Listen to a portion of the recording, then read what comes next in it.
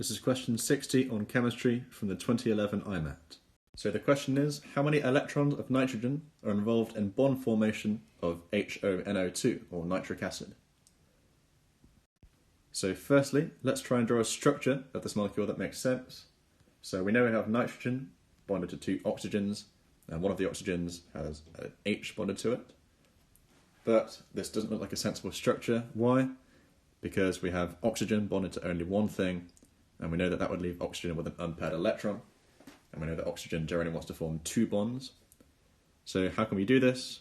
Well, we can form a double bond, but what does this do to nitrogen? So remember that if nitrogen has more than 3 bonds around it, such as the ammonium cation, it takes a plus charge. So what's left to do? Well, we have one remaining oxygen, which doesn't really make sense. So how can we change this so that the entire structure would work? So we can't form another bond because we know nitrogen can't form 5 bonds. But what we can do, and what would make sense because we already have a positive charge, would be to put a negative charge on the oxygen. And this is a Lewis structure that makes sense. But are these two oxygens actually different? No, in fact this structure is in resonance with this form, where this oxygen has taken the negative charge and this oxygen has formed a double bond to nitrogen.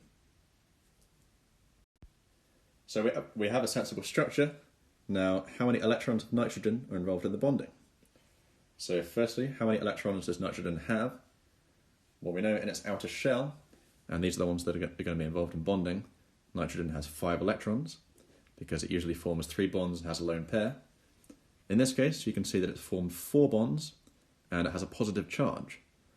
So you can see it would only have 4 outer shell electrons if it took a positive charge, because it's lost one. And it's using all 4 of these in bonds.